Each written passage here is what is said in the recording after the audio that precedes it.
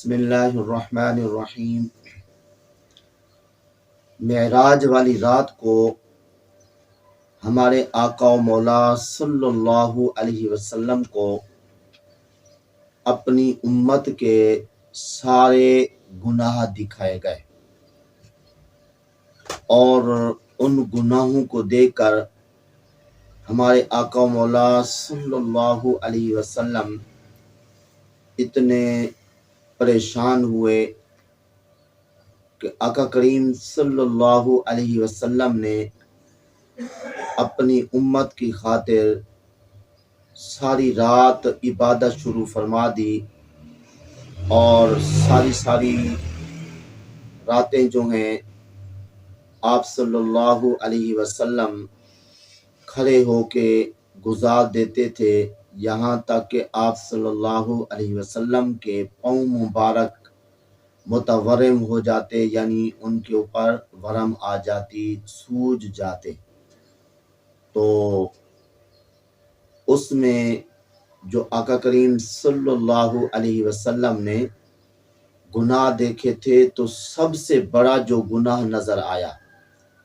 وہ آقا کریم صلی اللہ علیہ وسلم نے خود بیان فرمایا میں نے اپنی امت کے گناہ دیکھے تو ان میں سب سے بڑا گناہ کیا تھا کہ کسی مسلمان کا قرآن پاک کی کوئی ایک آیت یاد کر کے بھلا دینا یا کوئی سورت یاد کر کے بھلا دینا، فرمایا یہ سب سے بڑا گناہ مجھے محسوس ہوا۔ اس لیے ہمارے لیے آج کے اس درس میں عبرت ہے، سبق ہے کہ جس کو جتنا اللہ پاک نے قرآن پاک یاد کرنے کا موقع دیا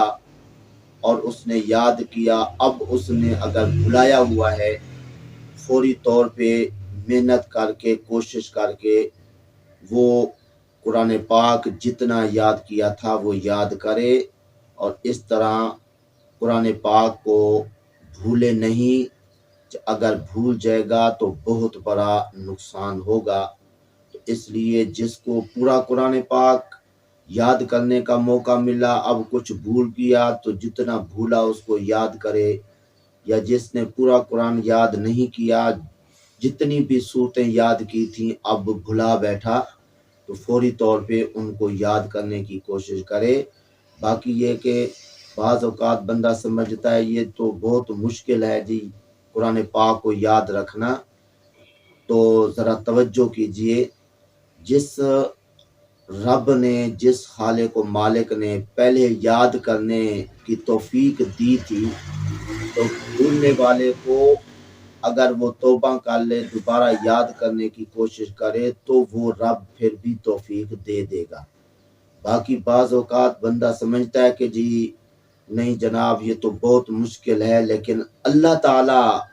کا جو فرمان ہوتا ہے اس میں تو کوئی شک ہوتا ہی نہیں ہے۔ اللہ نے فرمایا وَلَقَدْ يَسَّرْنَا الْقُرْآنَ لِلذِّكْرِ، ہم نے قرآن پاک کو یاد کرنے کے لیے آسان کر دیا ہے۔ تو جس چیز کو اللہ آسان فرمائے بندہ اس کو مشکل سمجھے تو وہ اس کی بے وقوفی ہو سکتی ہے اور نادانی ہو سکتی ہے۔ لہٰذا ہمیں ضرور سوچنا چاہیے کہ قرآن پاک جو ہے وہ زندگی میں جتنا یاد کیا تھا اگر بھلا بیٹھے تو فوری طور پہ اس کو یاد کریں اور اپنی ذمہ داری سمجھیں۔ دعا ہے اللہ تعالیٰ کی پاک بارگاہ میں جو کچھ کہا اللہ صحیح عمل کی توفیق عطا فرمائے۔